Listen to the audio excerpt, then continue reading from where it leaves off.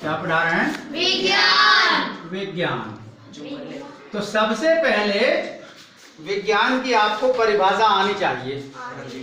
तो विज्ञान की क्या परिभाषा है? हमने पहले बताया था, किसी भी वस्तु के क्रमबद्ध ज्ञान को विज्ञान कहते हैं। अंग्रेजी में क्या बोलते हैं इसे? Systematic knowledge is known as science. क्या बोलते हैं? Systematic knowledge is known as science. तो इसमें आज हम एक चैप्टर लेते हैं कॉमन, क्या? प्रकाश का। क्या लेते हैं? प्रकाश, लाइट। तो क्या आप बता सकते हो प्रकाश क्या है? What is definition of light? प्रकाश किसको कहते हैं? प्रकाश एक प्रकार की ऊर्जा है। क्या? ऊर्जा। प्रकाश एक प्रकार की ऊर्जा है जो वस्तुओं को देखने में सहायक है, स्वयं दिखाई नहीं देती। तो प्रकाश एक प्रकार की ऊर्जा है जो वस्तुओं को देखने में सहायक है, परंतु स्वयं दिखाई नहीं देती। अब इस प्रकाश से जुड़ी बहुत सारी बातें आपके दिमाग में आएंगी। इसी में आएगा भाई दीप्त वस्तुएं कौन सी होती हैं, अदीप्त वस्तुएं कौन सी होती हैं।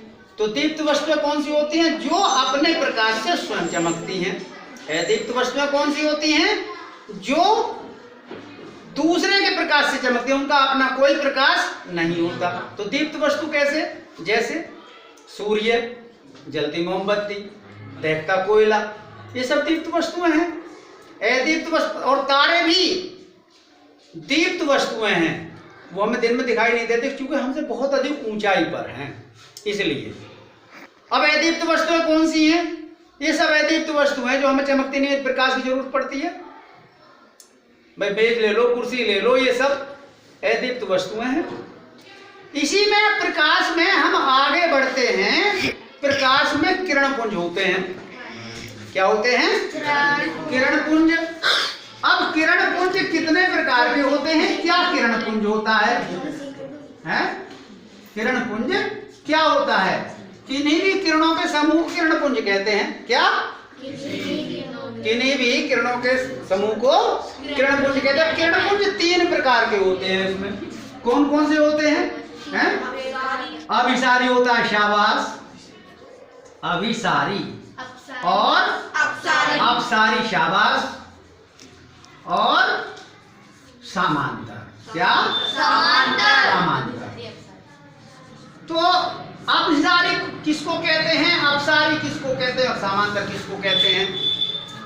अभिसारी उसको कहते हैं जिसमें किरणें एकत्रित होती हुई दिखाई दें, किसी बिंदु पर मिलती हुई दिखाई दें, उसको अभिसारी कहते हैं। और किसी वस्तु से फैलती दिखाई दें, उसको हम अपसारी कहते हैं। और जब किसी वस्तु को समानांतर दिखती है कोई भी किरण, तो उसको हम कहते हैं समांतर किरण पुंज। क्या कहते हैं? समांतर किरण पुंज। प्रकाश की गति बहुत तीव्र होती है। इसको पृथ्वी पर आने में आधा सेकंड लगता है लगभग, इतनी तेज गति होती है प्रकाश की। और प्रकाश, ये सूर्य हमारी एक ऊर्जा का स्रोत भी है। अब इसमें एक बात आती है कि भाई ये चलता कैसे है? तो प्रकाश सीधी रेखा में चलता है। किस में चलता है? सीधी रेखा में। प्रकाश सीधी रेखा में चलता है। इसको कैसे सिद्ध करेंगे प्रकाश के सीधी रेखा में चलता है? प्रकाश सीधी रेखा में चलता है। आप गत्ते ले लीजिए, 2 या 3 गत्ते बराबर ऊंचाई के ले लीजिए, उन्हें बराबर ऊंचाई पर सुराख कीजिए, उसमें छिद्र बनाइए, और एक लास्ट वाले छिद्र पर एक जलती मोमबत्ती जला के रखिए। अब आप पहले छिद्र से देखिए तो आपको वो मोमबत्ती की लौ जलती दिखाई देगी। और किसी भी गत्ते को यदि आप इधर उधर कर देते हैं थोड़ा सा, तो आपको वो जलती मोमबत्ती दिखाई नहीं देगी। तो सीधा सा सिद्धांत है, इससे सिद्ध होता है कि प्रकाश सीधी रेखा में चलता है। क्या चलता है? सीधी रेखा। प्रकाश सीधी रेखा में चलता है। अब प्रकाश का परावर्तन भी होता है, अपवर्तन भी होता है। अच्छा, परावर्तन कहते किसको हैं? सबसे पहली बात आती है, प्रकाश का परावर्तन कहते किसको हैं?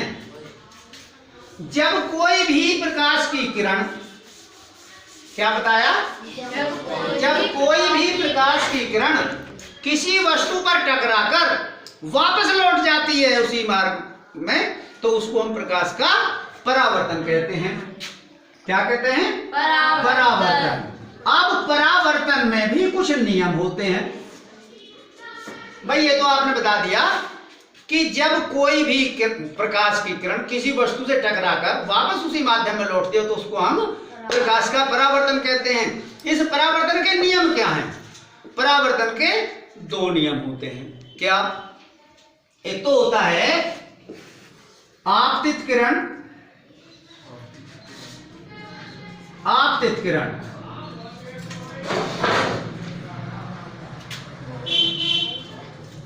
और परावर्तित किरण।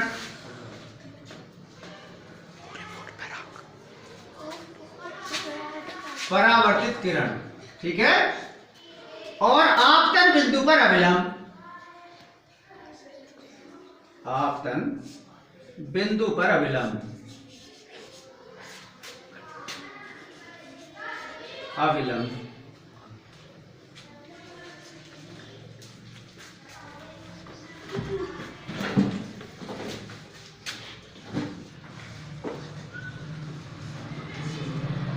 तीनों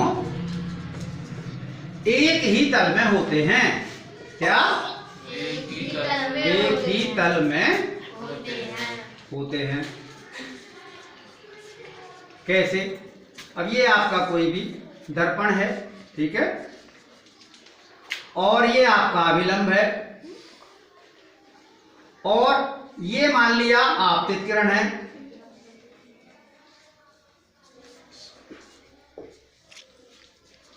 और ये परावर्तित किरण है। यहां लिख सकते हैं इसको हम अभिलंब,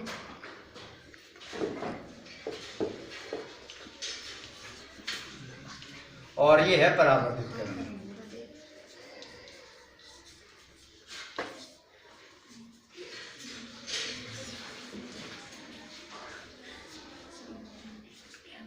ठीक है, तो ये इस एक ही तल में होंगे।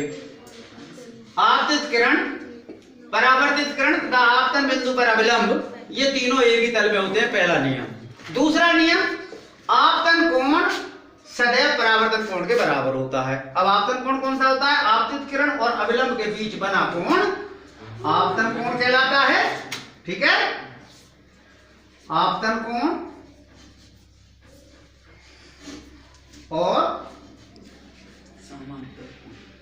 आपतन, ये परावर्तित किरण तथा अभिलंब के बीच बना कोण परावर्तन कोण कहलाता है।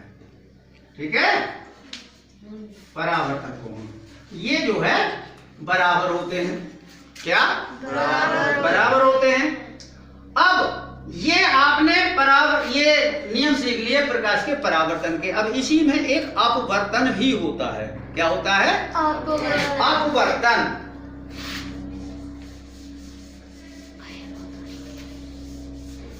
अब अपवर्तन क्या होता है?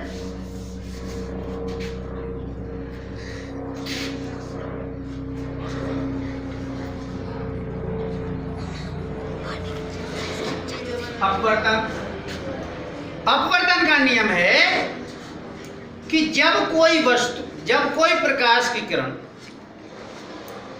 किसी विरल माध्यम से सघन माध्यम में, क्या? विरल माध्यम से सघन माध्यम में प्रवेश करती है तो वह अपने अभिलंब की ओर झुक जाती है। क्या बताया मैंने? जब कोई प्रकाश की किरण विरल माध्यम से सघन माध्यम में प्रवेश करती है तो वह अपने अभिलंब की ओर झुक जाती है। और इसका एक नियम वही है परावर्तन वाला कि आपतित किरण, परावर्तित किरण तथा अभिलंब तीनों एक ही तल में होते हैं। तो ये आपका अपवर्तन हो गया। प्रकाश का अपवर्तन, प्रकाश का परावर्तन, ये भी चीज आपको याद होगी। चूंकि जब तक छोटी छोटी चीज याद नहीं होंगी तो कैसे चित्र आभासी बनता है, कैसे जो है आभासी बनता है, वास्तविक बनता है, चित्र आभासी बनेगा या वास्तविक बनेगा, ये हमको कैसे पता लगेगी? उसके लिए आपको छोटी छोटी परिभाषा याद करनी पड़ेगी। वक्रता केंद्र क्या होता है, वक्रता त्रिज्या क्या होता है, फोकस दूरी क्या होता है, ध्रुव क्या होता है, ये आपको छोटी छोटी परिभाषाएं रटनी पड़ेंगी। अब उनसे भी पहले आपको क्या देखना है? आप घरों में शीशा देखते हैं, हाँ जी। उसको दर्पण बोलते हैं, पढ़ी लिखी भाषा में क्या बोलते हैं? दर्पण। अब दर्पण कितने प्रकार के होते हैं? 3। 3 प्रकार के होते हैं। कौन कौन से होते हैं? समतल दर्पण, अवतल दर्पण, उत्तल दर्पण। अब छोटी सी पहचान याद कर लीजिए, कहीं भी जाके खड़े हो जाएं। समतल दर्पण में जैसे आप हो वैसी तस्वीर चमकती है, जैसी वस्तु है वैसी तस्वीर उसकी चमकती है। अवतल दर्पण में उसकी बड़ी तस्वीर चमकती है और उत्तल दर्पण में छोटी तस्वीर चमकती है। अब इनका लाभ क्या है? लाभ घरों में भी है। आपको अपनी बड़ी तस्वीर देखनी है, अपने को पहलवान साबित करना है, अवतल दर्पण देख लो। सामान्य देखना है, समतल दर्पण देखते हैं। अब छोटा करके देखना है तो उत्तल देख लो। लेकिन इनका लाभ क्या है? इनके लाभ अपने अलग अलग हैं।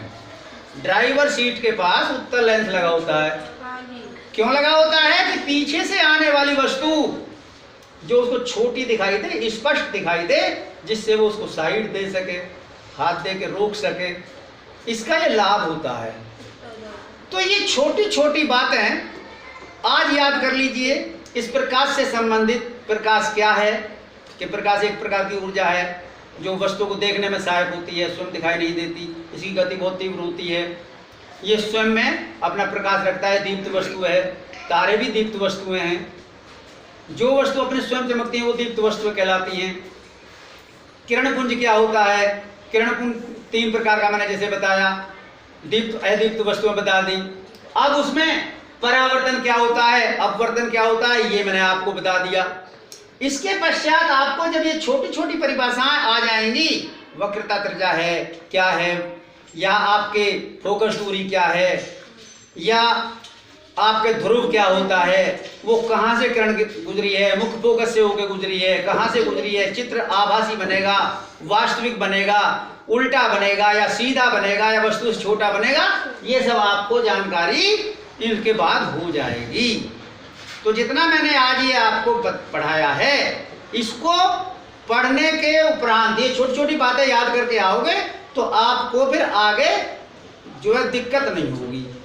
आप देख सकेंगे कि प्रकाश में अब ये जो कैसे प्रतिबिंब बनता है, आभासी बनता है, वास्तविक बनता है, उल्टा बनता है, सीधा बनता है, वस्तु के पीछे बनेगा, वस्तु के सामने बनेगा, ये सब आपको जब ही उससे मालूम होगा। तो आज हम इतना ही थोड़ा सा ज्ञान देते हैं प्रकाश के बारे में। पढ़ के आना, कल आपको फिर इससे आगे चलाएंगे।